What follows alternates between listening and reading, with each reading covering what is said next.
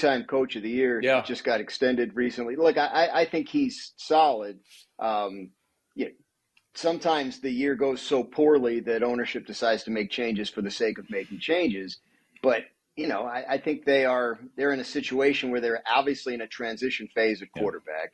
They have 2 first-round picks next year. I think the organization is thinking long-term with Kevin Stefanski and the GM, Andrew Berry. You never obviously know. We can never predict what the billionaire will ultimately do when it comes time to decide these things. But similar to what I said with Mike McDaniel, I've never heard any dissatisfaction with Kevin Stefanski in that building. And again, 2-time coach of the year. At quarterback right now, he's going with Joe Flacco, and then the 2 rookies are behind him on the depth chart.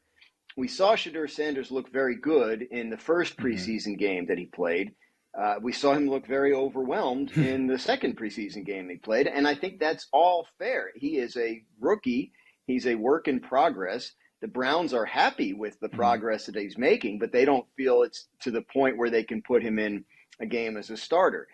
Might that come down the road? Of course. But Dillon Gabriel was taken 2 rounds earlier, and my sense of it would be that if Flacco were to get injured or to falter, that Gabriel would get the first crack at it ahead of Sanders based on, again, they obviously thought more highly of him. They took him 2 rounds earlier.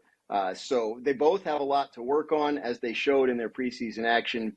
But the Browns do enter the season with that as their depth chart. So if something were to happen to Flacco against the Bengals on Sunday, one of those guys is going to have to play.